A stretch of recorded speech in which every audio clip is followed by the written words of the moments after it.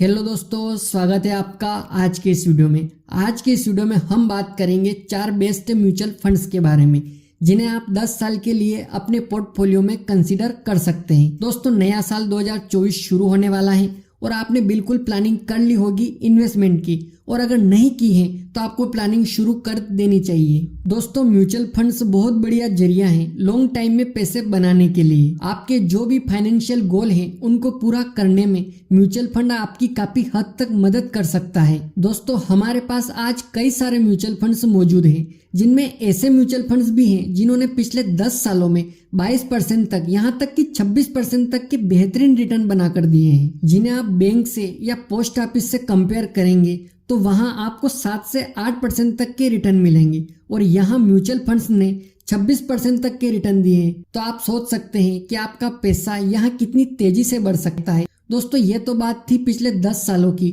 लेकिन आज हम बात करने वाले हैं आगे आने वाले 10 सालों की।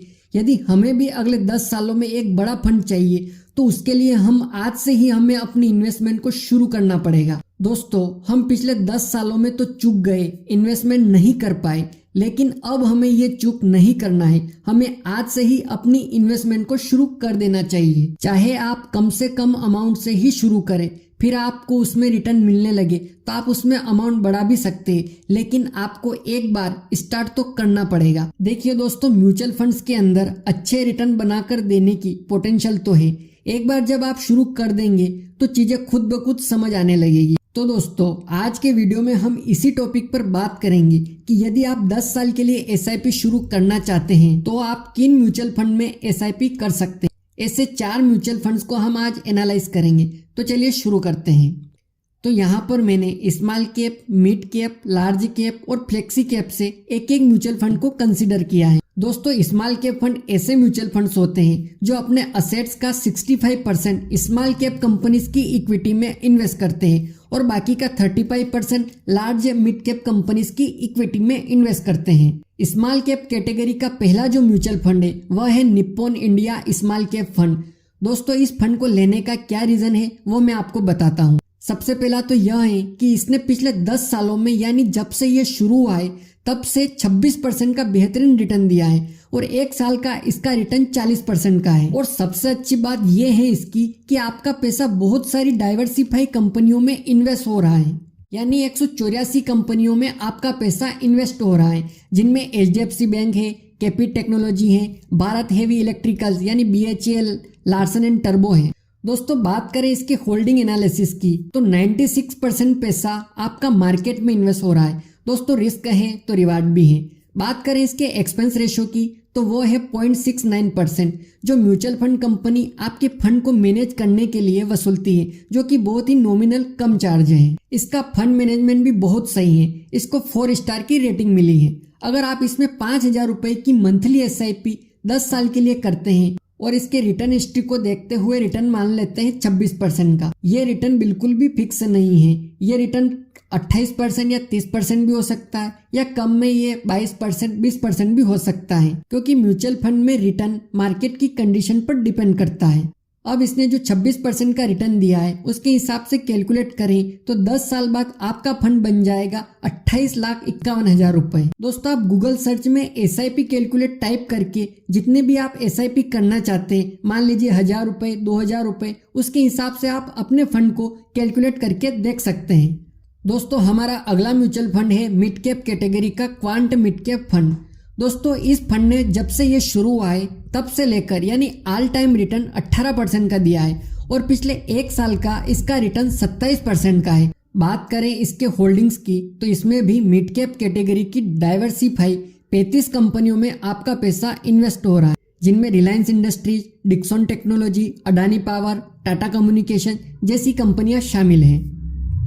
बात करें इसके होल्डिंग्स एनालिसिस की तो इसमें भी आपका 96% पैसा मार्केट में इन्वेस्ट होता है, और बात करें इसके एक्सपेंस रेशो की तो वह है 0.76%, जो म्यूचुअल फंड कंपनी आपके फंड को मैनेज करने के लिए वसूलती है। इसका फंड मैनेजमेंट भी सही है। इस फंड को 5 स्टार की रेटिंग मिली हुई है। अगर आप इसमें 5,000 रुपए की एसआईपी 10 साल के लिए करते हैं और इसने जो रिटर्न दिया है 18% का, यह 20% भी हो सकता है और 16% भी हो सकता है, क्योंकि ये मार्केट की कंडीशन पर डिपेंड करता है। लेकिन लॉन्ग टर्म में आपको अच्छे रिटर्न मिलने के चांस बढ़ जाते हैं। तो 10 साल बाद आपको 18% रिटर्न के हिसाब से 16,81,000 रुपये का फंड मिलेगा। इसी प्रकार आप जितना इन्वेस्टमेंट करना चाहते हैं उसके हिसाब से SIP कैलकुलेट में कैलकुलेट करके देख सकते हैं। दोस्तों, हमारा अगला म्यूचुअल फंड है लार्ज कैप कैटेगरी से। लार्ज कैप कैटेगरी के म्यूचुअल फंड्स में बहुत ही कम रिस्क होता है। लार्ज कैप कैटेगरी के म्यूचुअल फंड्स आपके पोर्टफोलियो को स्टेबिलिटी देते हैं। दोस्तों, लार्ज कैप कैटेगरी में 2 टाइप्स के फंड होते हैं, पहला एक्टिव और दूसरा पैसिव। ये क्या होते हैं इनके बारे में डिटेल में हम किसी दूसरे वीडियो में बात करेंगे, लेकिन यहाँ पर हम पैसिव फंड यानी निफ्टी 50 इंडेक्स फंड में इन्वेस्ट करने के बारे में बात करेंगे। अब अगर हम पिछले 5 साल के रिटर्न के आधार पर इंडेक्स फंड में देखते हैं तो इसमें आपको Nippon India large cap fund जिसने 16% का रिटर्न दिया है, HDFC top 100 funds, ICICI prudential blue chip funds देखने को मिलते हैं। तो अगर आप अपने पोर्टफोलियो को स्टेबल रखना चाहते हैं तो लार्ज कैप कैटेगरी के फंड को भी कंसीडर कर सकते हैं। दोस्तों, हमारा जो चौथा म्यूचुअल फंड है वो है फ्लेक्सी कैप कैटेगरी का। मैंने इस कैटेगरी का फंड इसलिए लिया है क्योंकि इस कैटेगरी के फंड के द्वारा किसी भी कैटेगरी में इन्वेस्ट किया जा सकता है। Small cap, mid cap, large cap यानी इस प्रकार की फ्लेक्सिबिलिटी ही इस फंड को अच्छे रिटर्न जनरेट करने की फ्रीडम देती है। तो फ्लेक्सी कैप कैटेगरी से मैंने जो म्यूचुअल फंड लिया है वह है पराग पारिक फ्लेक्सी कैप फंड। दोस्तों, इस फंड ने पिछले 10 सालों में 20% का रिटर्न दिया है और पिछले 1 साल में 31% का रिटर्न दिया है। दोस्तों, इस फंड के द्वारा 30 से 35% तक का फंड US स्टॉक में इन्वेस्ट किया जाता है, बाकी का 65% इंडियन स्टॉक में इन्वेस्ट होता है।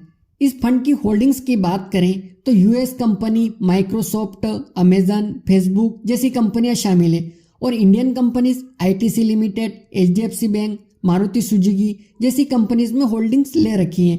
तो आप इस म्यूचुअल फंड्स को भी अपने पोर्टफोलियो में कंसीडर कर सकते हैं। अगर आप इस म्यूचुअल फंड्स में 5,000 रुपये की SIP करते हैं अगले 10 सालों के लिए और इसकी रिटर्न हिस्ट्री को देखते हुए रिटर्न मान लेते हैं 20%, ये रिटर्न बिल्कुल भी फिक्स नहीं है क्योंकि म्यूचुअल फंड्स में रिटर्न मार्केट की कंडीशन पर डिपेंड करता है। तो 10 साल बाद आपको 19,11,000 रुपये का फंड मिलेगा। तो दोस्तों, ये थे 4 म्यूचुअल फंड्स जो मैंने आपको सजेस्ट किए हैं, जिनमें आप अपने हिसाब से रिसर्च और एनालाइज करके SIP इन्वेस्टमेंट कर सकते हैं। दोस्तों, यदि आपको किसी प्रकार का कोई सुझाव या प्रश्न है तो आप कमेंट कर सकते हैं। अभी तक आपने VKD फिनोकेयर यूट्यूब चैनल को सब्सक्राइब नहीं किया है तो सब्सक्राइब कर लीजिएगा, क्योंकि इस चैनल पर आपको इन्वेस्टमेंट, बैंकिंग, इंश्योरेंस और पर्सनल फाइनेंस से जुड़ी जानकारी मिलेगी।